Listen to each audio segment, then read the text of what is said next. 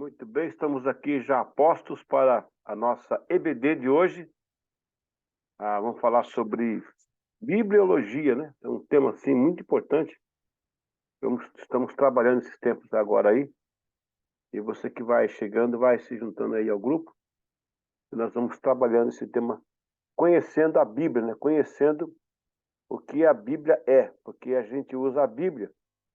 A gente tem essa facilidade de ter hoje em mãos a palavra do Senhor, né? Que foi, ao longo do tempo, ela foi passado de geração para geração, e hoje nós temos em nossas mãos, né, essa graça de poder ter a Bíblia conosco, e é o nosso livro. Nós tivemos aí algumas programações no período, então atropelou um pouquinho a nossa organização aqui, né, com os temas. Mas então, voltando ao tema de bibliologia, para entender a Bíblia, conhecer a Bíblia, que é o material que a gente está usando. Bem-vindo aí quem está chegando, pastor Gilberto aí, bênção. A Elis também está ali, é isso? Acho que é isso, né? Às vezes chega um nome aqui diferente para a gente, né? Mas é isso. Eu sei que o pessoal está aí. Aí. Tá. É a Elis do Gilberto, meu amigo, grande músico. Deus abençoe, Elis. Deus abençoe, Gilberto. Bem, amém.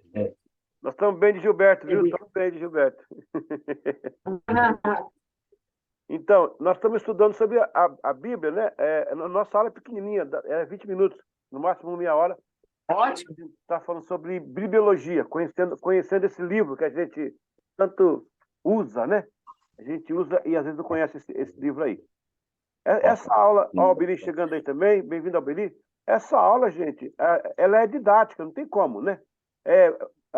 Aquela palavra espiritual, devocional, não é a igreja, né? Mas aqui é didática, tem que ensinar. Didática vem de didaquê, que é uma expressão do grega, quando no primeiro século, no final do primeiro século, começo do segundo século, a igreja começou a usar, então, o didaquê, que era um livro que reunia as instruções dos apóstolos. Olha, mais um Gilberto pra gente, hoje é a manhã dos Gilbertos, cara, que legal. Alberi, estamos perdendo, Alberi.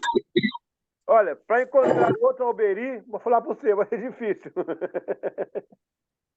Mas vamos caminhando, né? Amém. Deus abençoe a Lili, Gilberto, aí Deus abençoe também. Vamos nessa. Ok, vamos ao material. Oi? Ok? Estamos na estrada viajando, mas vamos ouvir. Amém, obrigado. Fico muito feliz com isso. Vocês estão bonitos, hein? Todo mundo aí tá bonitão aí, ó. Glória a Deus. Olha. Oi, Alberi, pode falar. Tá mudo o teu som. Não. Alô? Pode ir. Não quero, não tenho nenhuma palavra, pastor. Só estou entrando aqui. A Cris colocou aqui agora. Tá bom. Vamos lá. Obrigado. O material está pronto aí, já te mandei antes, agora você tem na mãos aí, né? Bibliologia. Estão pedindo para quem vir, pastor Gilberto, no sábado ou na sexta, o pessoal dar uma lida e dar uma estudada. Bibliologia, vamos lá. Tomando café com vocês? Desculpa. Eu estou solteiro hoje, a minha esposa está em São Paulo, eu estou aqui tomando, como é que chama? Nesse café requentado. Amém. Vamos estudar sobre os livros do AT, né? Uma vez, um aluno perguntou, pastor, o que é AT? Meu Deus, acabou tudo, pelo amor de Deus. Antigo Testamento. Os livros do Antigo Testamento. A Bíblia é composta por duas seções, né? O Antigo e o Novo, né? Tem um áudio aberto aí, Tá vazando aqui um áudio. Muito bem, ok. O volume de livros, deixa eu aumentar aqui um pouquinho a nossa tela para você ficar mais tranquilo. Deixa eu ver aqui, aumentar aqui um pouquinho. Pronto, agora ficou legal, hein? Vamos lá. Então, a Bíblia ela é composta por duas seções, o Antigo Testamento e o Novo. Eu já ensinei a vocês a outra vez que é bom evitar falar então, Velho Testamento, e sim o Antigo Testamento. Porque o Velho Testamento foi uma frase pejorativa que Marcion, no segundo século, lançou para diminuir a Bíblia. Ele era contra a Bíblia do Antigo Testamento. Ele era um herege, né? Então, ele que usava a expressão velho era mais uma gozação. Então, Antigo Testamento. O volume de livros presentes no Antigo Testamento fica a critério das denominações ou grupos que estudaram e chegaram a esse consenso. Você sabia, né? Que tem livros de Bíblias que são diferentes da nossa. Elas são compostas de forma diferente. Por exemplo, a Bíblia usada pelos cristãos protestantes e o Tanakh no judaísmo inclui apenas 39 livros. Quem que é o Tanakh, gente? O Tanakh é um acróstico para entender Torá, que é o Pentateuco, ok? O Netuvim, que são os livros dos profetas, e o Ketuvim, que são os livros dos escritos, que inclui sabedoria, inclui os salmos, os poéticos, os históricos. Aí os judeus compilaram 3 volumes na Bíblia deles, né? E aí você vai ter o Tanakh. Muito bem. Ok. Por exemplo, a Bíblia usada pelos cristãos... Não, já li isso aqui. Ok. Inclui apenas 39 livros. Ao passo que a Igreja Católica aceitou 46. E a Igreja Ortodoxa foi mais além. Adotou 51 livros. Os 7 livros que diferem a Bíblia católica do judaísmo e protestante são conhecidos como apócrifos, cuja autoridade canônica foi retirada do conteúdo rejeitado pelos dogmas cristãos. Portanto, os livros que não são considerados inspirados, eles são chamados de apócrifos. Os cristãos compõem assim o AT. Nossa Bíblia é Pentateuco, históricos, poéticos e proféticos. Pentateuco, histórico, poéticos e proféticos, ok? Além dos 39 livros chamados protocanônicos. As igrejas católicas, romanas e ortodoxas consideram outros 7 livros como parte do conjunto do Antigo Testamento. No século XVI, esses livros receberam a denominação de deuterocanônicos. Por que deuterocanônicos? Deixa eu ensinar para vocês. Deutero, segundo, ou seja, um segundo livro inspirado, uma segunda opção, não é a primeira, é deuterocanônico, né? Aí são Tobias, Judite, 1 Macabeus, 2 Macabeus, Sabedoria, Eclesiástico, Baruque. Esses estão na tradução da grega do Antigo Testamento, que data do 1º século de Cristo, chamado Septuaginta. Para os protestantes, são considerados livros apócrifos. Aqui do lado você vai ter as linhas biográficas, né? Os critérios em que os judeus se basearam para montar o cânon do AT. Os livros deveriam ter... Olha só, isso aqui é importante, tá? É bom aprender. Professor, qual o critério que tiveram para colocar o livro lá, que disseram que eram inspirados? Qual o critério que eles usaram? Por que eles fizeram isso? Está aqui, ó, está na lição. Os livros deveriam ter sido escritos dentro dos limites de Israel, ou seja, tinha que ter sido escrito em Israel, que é a Terra Santa. Segundo, os livros deveriam ser escritos nas línguas sagradas, o aramaico e o hebraico. E terceiro, os livros eram considerados inspirados até os profetas. Então, olha só, 3 requisitos que os judeus fizeram para aceitar a Bíblia, a Bíblia que eles usam, né? Que nós usamos, que é o Antigo Testamento. Primeiro, tinha que ter se descrito nos limites de Israel. Isso é muito importante nessa aula, hein? Segundo, deveria ser escrito em aramaico e hebraico, porque era a língua santa, né? No caso do Antigo, porque o Novo tem grego. E depois, os livros que foram considerados sagrados iriam até os profetas. Muito bem, vamos continuar aqui. O meu som está chegando bem, né, gente? Pode dar um sinal, está chegando bem meu som aí. Obrigado, Aline. Os livros do Antigo Testamento, continuando aqui. A relação do Antigo Testamento, cujo teor é tido como divinamente inspirado pelos cristãos. Você já sabe, né? Gênesis, Êxodo, Levítico, Números, vamos até Malaquias. Eu não vou ler esse aí porque você já sabe. Agora, os deuterocanônicos, os segundos inspirados, né? eles são da Igreja Católica, é o Tobias, Judite, primeiro e segundo Macabeu, são livros históricos também, né? Mas, por exemplo, o livro de Baruque tem uns textos lá esquisitos pra caramba. Os caras viajam da maionese. Não tinha nem como ser inspirado mesmo, não. Mas a Igreja Católica usa esses 7 livros aí. O termo deuterocanônico é formado pela raiz grega, deutero, segundo, canônico, que faz parte do cânon, isto é, do conjunto de livros considerados inspirados por Deus, e normativos por uma região ou igreja. Assim, o termo é aplicado a livros e partes dos livros bíblicos, que só no segundo tempo foram considerados como canônicos. Ok. Então, vocês já viram aí, né, por que nós já colocamos, que há uma diferençazinha entre a Bíblia dos protestantes e a Bíblia dos católicos. Por que a diferençazinha? Porque os católicos quiseram colocar 7 livros a mais. Por que 7 livros a mais? Porque eles não aceitaram a determinação da sinagoga, da grande sinagoga judaica, que foi realizada no 2º século a.C., em Jâmia. Lá em Jâmia, os judeus se reuniram e disseram, bom, quais livros serão sagrados? Eles decidiram que seriam quais? Os livros que foram inspirados seriam escritos em Israel, segundo, que fosse em hebraico e aramaico, e terceiro, que fosse até os profetas. Pronto. Fechou assim. Os católicos aderiram mais livros por considerarem questões históricas e assim vai por diante. Entendeu? Nessa parte a gente está resolvido. Vamos voltar. Alguém tem alguma pergunta até aqui? Tudo bem? Tudo certinho? Ok. Vamos então aqui para a segunda parte. Aí, ó, nós temos mais aqui algumas informações. Esses livros estão disponíveis na tradução do grego do Antigo Testamento, datado do século I, a Septuaginta. Segundo a visão protestante, os textos deuterocanônicos, chamados livros apócrifos pelos protestantes, foram supostamente escritos entre Malaquias e o Novo Testamento, numa época em que, segundo o historiador judeu Flávio Josefo, a revelação divina havia cessado porque a sucessão dos profetas era inexistente, imprecisa. Aí tem aí um adendo do livro dele que eu coloquei aqui na biografia para você depois estudar.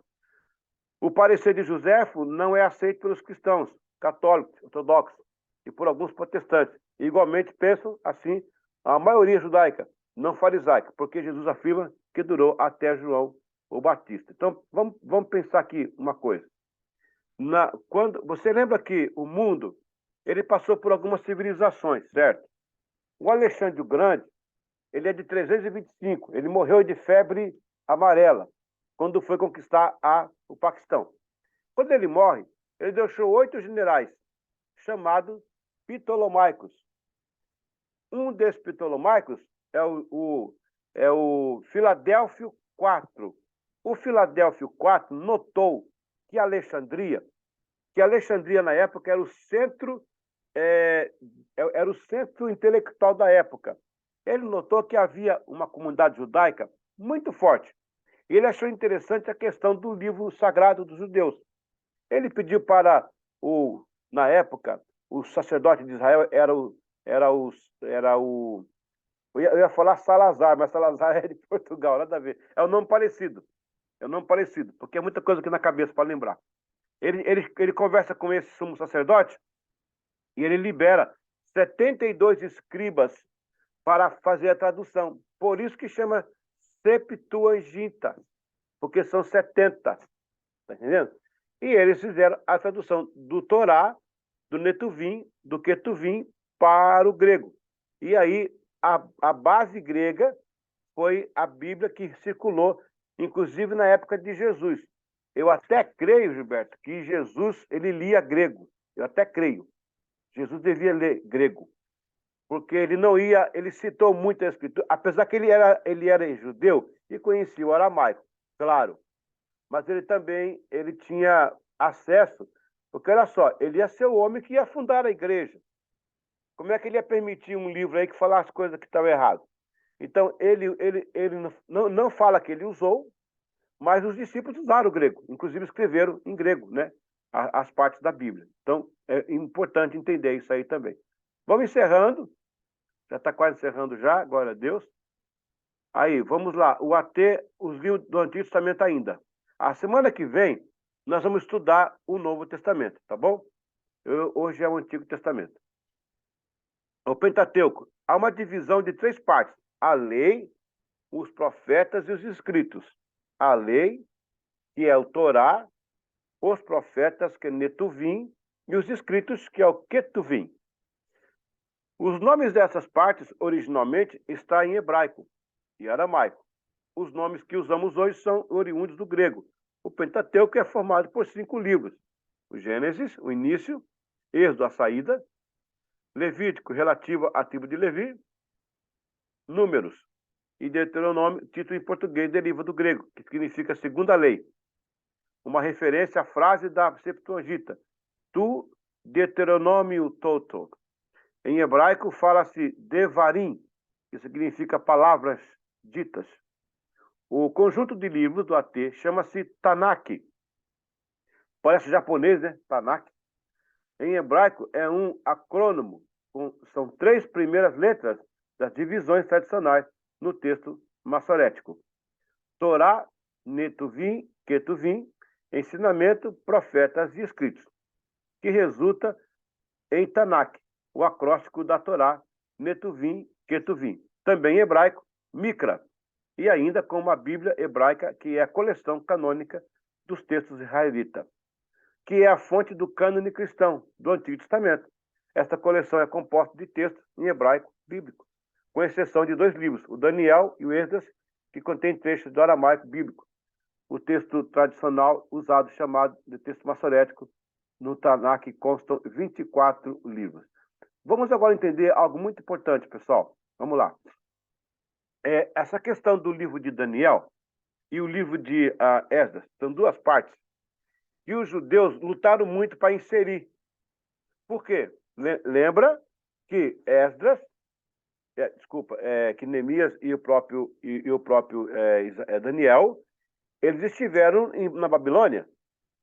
Eles escreveram na Babilônia. Então, Babilônia é hoje lá onde fica ao norte do Iraque, que na época era a capital. A Nínive era a capital da Babilônia naquela época. Ali ficava a Assíria. Não confundir com Síria. Síria está ao norte de Israel. A Síria está ao nordeste, lá na outra ponta. Naquela região, então, quando Daniel ficou em cativeiro, ele escreveu algumas coisas. E os judeus só aceitaram porque Daniel era profeta. Senão não teria entrado no cânon sagrado.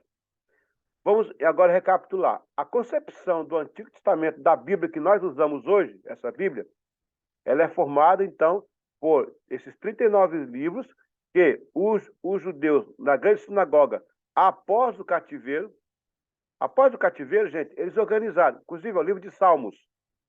Davi não escreveu o Salmo.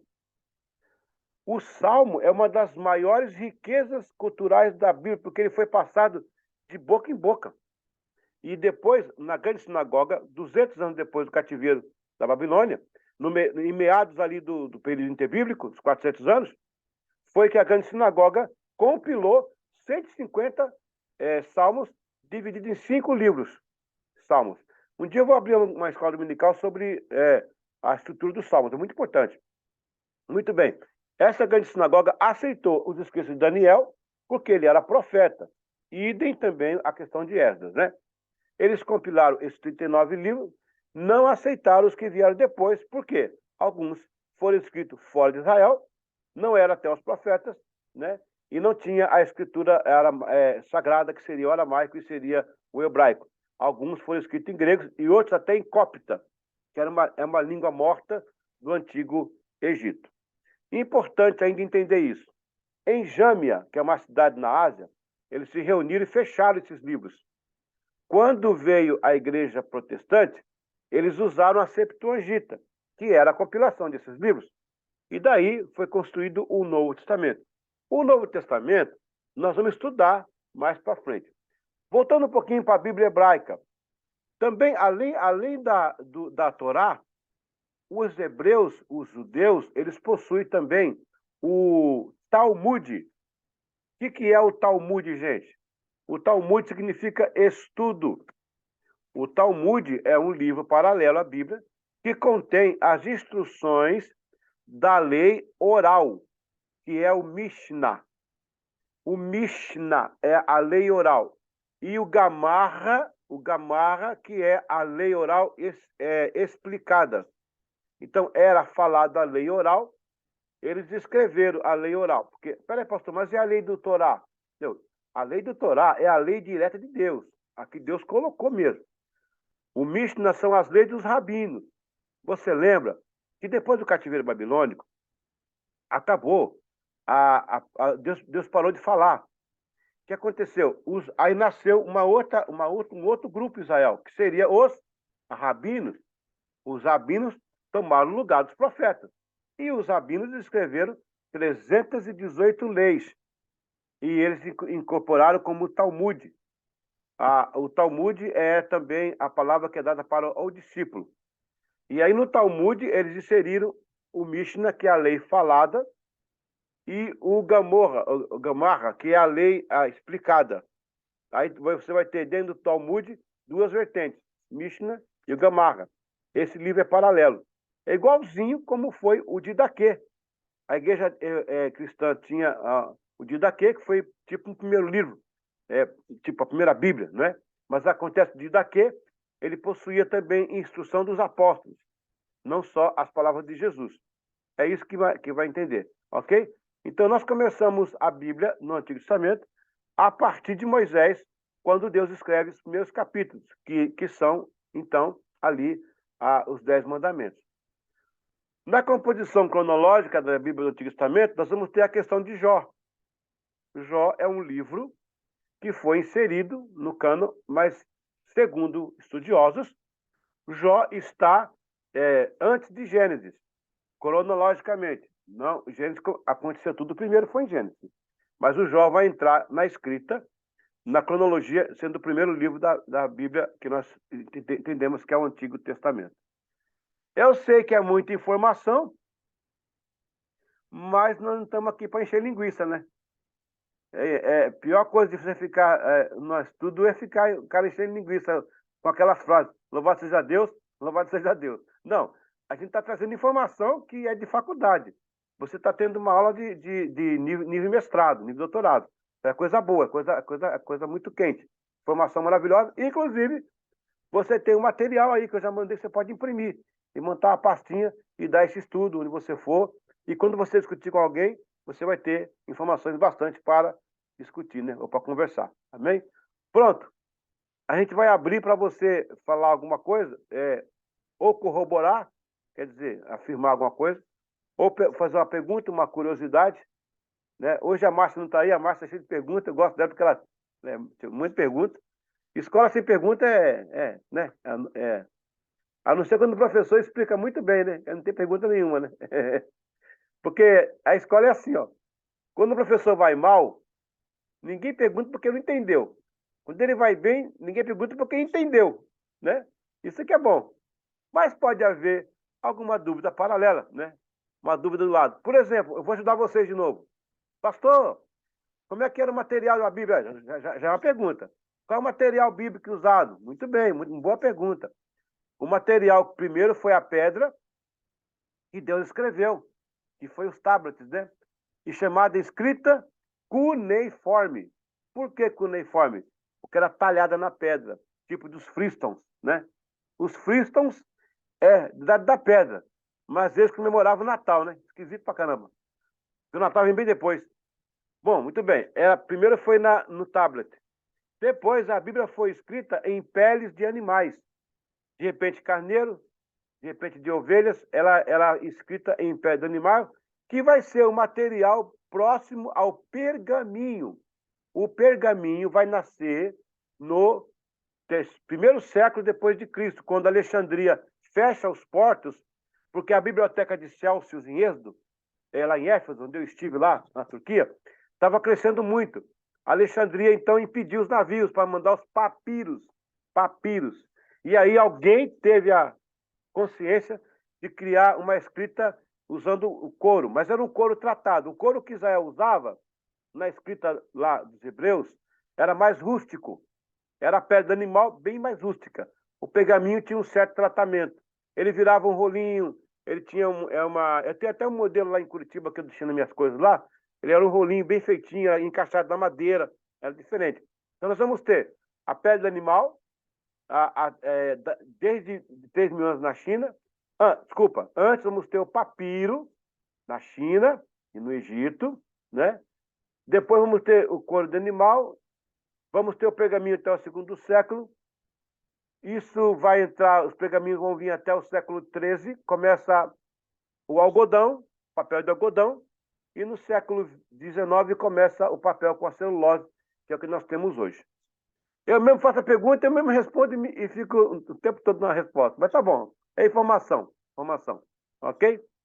Ok, muito boa pergunta. Tem uma outra aí? Algum comentário que você quer adicionar? Fala, pastor, eu tenho uma parte que eu achei interessante nessa parte. Pode me falar. Pode ficar à vontade.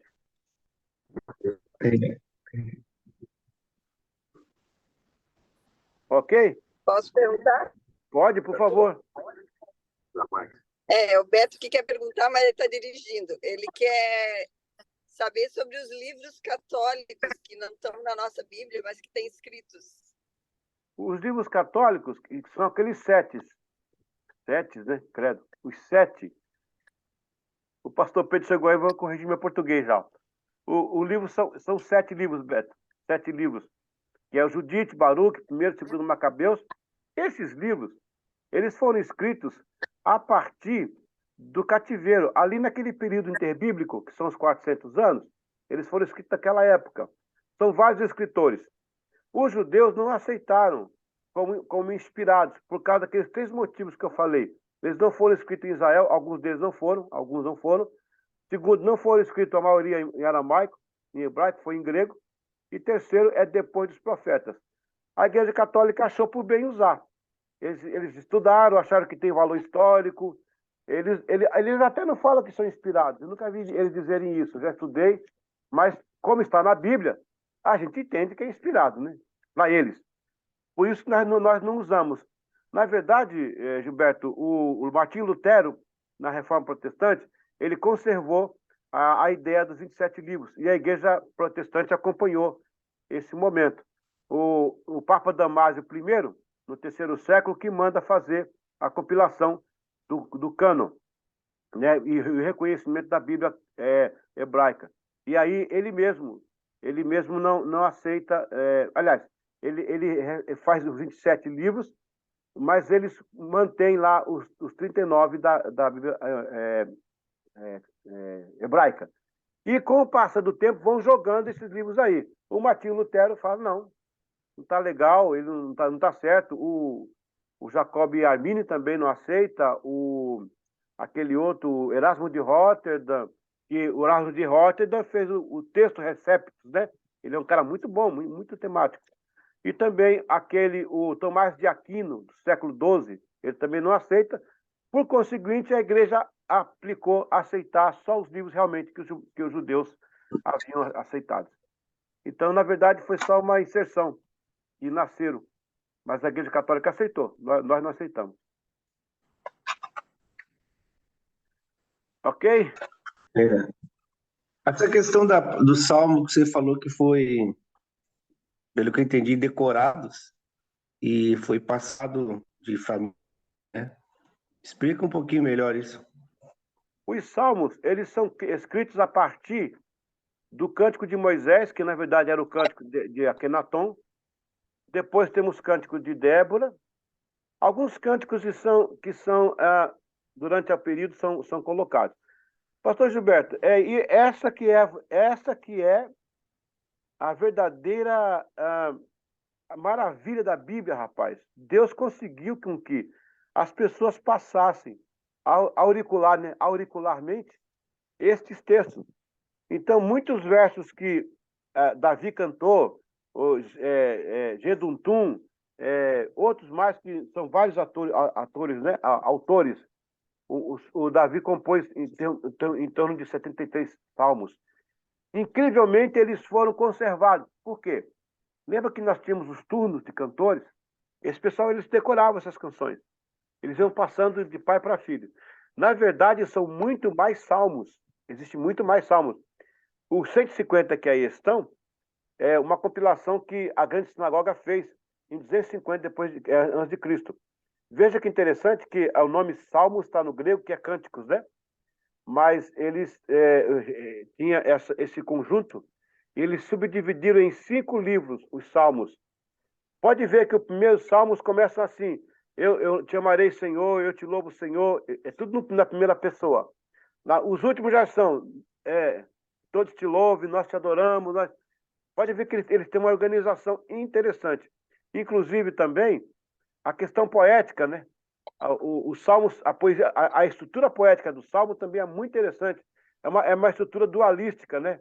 O salmo se responde, né? Eleve meus olhos para o monte, de onde me virá o socorro. O meu socorro vem do Senhor. Ele fez o céu e a terra. O Senhor é meu pastor. Por isso, nada me faltará. É incrível, cara. Eu estou falando de uma coisa de 3.000 anos atrás. Ei, eu não estou falando da composição hoje, né? 3.000 anos atrás, os caras tinham essa mentalidade, velho. Quer dizer, Espírito Santo, né? Espírito Santo. A poesia construída dessa forma, né? Ela é dualista, dialogada, mas quem sabe eu posso abrir aqui um dia para estudar a estrutura dos salmos. É muito interessante. Muito interessante. Ok? Legal. Espero que tenha respondido aí, né? Vocês aí. Outra coisa que eu queria colocar sobre isso, a questão da Bíblia. Ô, pessoal, só mesmo o Espírito Santo para manter um livro assim. Porque, olha só, esse livro nosso, meu Deus do céu, ele foi escrito em 1.500 anos, rapaz. É muito tempo. Por gente que nem se viu, gente que não se conhecia. Ninguém deturpou ninguém. Ninguém saiu fora.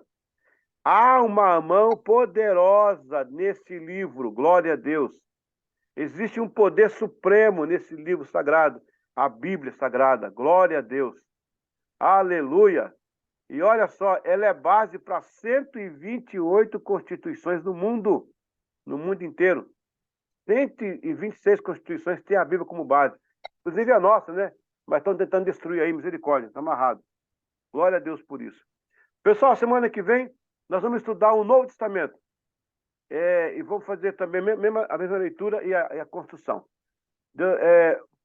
Por mim aqui estou dando encerrado. Se tem mais alguém para participar ou para perguntar, fica à vontade. Amém? Pastor, bom dia. Desculpa a voz, mas a voz está ainda... Meu Deus, que luta. Mas tudo bem, vamos em frente. Em relação aos apócrifos lá, o que eu estudei em relação a alguns livros ali do Macabeus, que foram colocados ali, né, pela Igreja Católica, é a justificação, né, da oração dos mortos, né, aquelas práticas todas, né, que foram lá colocadas, né, depois de que realmente o Martinho Lutero, né, encostou a galerinha lá na parede, né, e aí houve necessidade, né, de justificar, né. Esse, pelo menos, né, é o meu estudo, né, quando que realmente tem essa questão, né, a justificação da oração dos mortos, principalmente, perdão. E então nós temos essa, acho que foi a primeira reunião que a igreja fez depois da questão do Martinho Lutero, né? Que realmente eles foram confirmados, né? Para uma data de justificações, né? Sim. Até porque os próprios judeus não aceitam, né? Não. Não tem. Nem os judeus aceitam essa composição, vamos dizer assim, do Primeiro Testamento, né? Pastor Pedro, você sabe o que foi bom?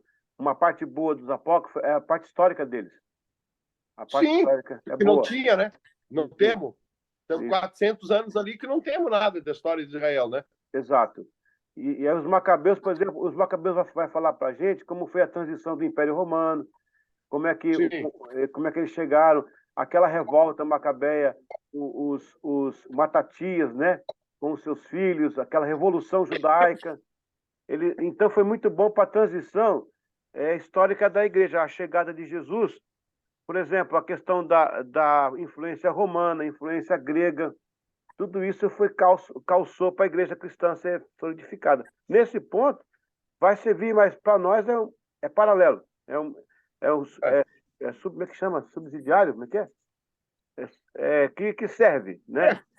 É por aí. Então, mas não é inspirado, ali não tem nada que vai falar para nós de Deus ali, né? Nada. Nenhum deles, né? É isso aí. Ok, meu pessoal, Deus abençoe. Mais alguém quer participar? Igual o pastor Pedro aí fez só uma alusão, preciso perguntar também. Pode ser uma alusão, pode ser um complemento. Fica à vontade. Ok. Muito bem. Nós vamos encerrando aqui, então. Domingo que vem a gente volta, viu que é rapidinho, né? Tem muita informação aí. Eu vou postar para vocês o link desta aula, que já está no grupo lá, para você imprimir e estudar. E a Pleno segue essa proposta de ensino da palavra, de trazer a gente esse estudo da palavra, porque hoje em dia está muito oba-oba, muito pula-pula. Eu costumo dizer que muito oba-oba, a gente tem que ter um pouco de epa-epa, né? Muito oba-oba, epa-epa. O Gilberto aí, o nosso músico, ele conheceu o irmão Carpe lá da Central, que era dedicado, né? Muito dedicado aí aos ensinos. Ele é amante, eu sei que ele é amante do ensino bíblico, né, Gilberto? É amante do Tem ensino. bastante. Está sendo postado vários estudos dele, mais de 3.000. Eu já vi alguns lá. Muito bom, muito bom. Pode divulgar aí para o pessoal o canal dele lá. Então, eu vou fazer isso. Pastor Gilberto, quer dar um finish? Finish, como é que é? Um acabamento? Não, acabamento não. Encerramento? Fica à vontade aí. Tá bênção. Isso é examinar a Escritura, porque dela vem a vida eterna. Amém. Faz bem, mergulhar. Obrigado a todos. Boa viagem, nosso Beto, Aline aí. Deus abençoe vocês aí. Guarde vocês de coração. Melhoras ao pastor Pedro. E até daqui a pouco a celebração na nossa igreja. Deus abençoe a todos. Aleluia. Amém. Bom Amém. domingo. Jesus. Bom almoço. Bom domingo para todos aí. Bom almoço. Melhoras aí. Pastor Pedro vai ter batismo hoje. Vamos batizar o pastor Pedro aí. Hoje tem batismo, na água fria. Eu acho que sim, que tem que batizar de novo, porque o negócio tá demais. Tá demais. Eu não tomo mais nada, tá? Eu desisti, não tô tomando mais remédio nenhum, só o chazinho lá da sogra, lá o negócio lá que parece que tá funcionando, porque já chega. Já não aguento mais, gente. Já não aguento mais. Tá difícil. Ai. Tá bom. Vamos orar. Vamos orar para o pastor Pedro. O chá de Jessé, da rede Jessé. Eu sigo por aqui, vou fritar um ovo daqui a pouco, pôr no pão, que estou sem mulher hoje. Glória a Deus.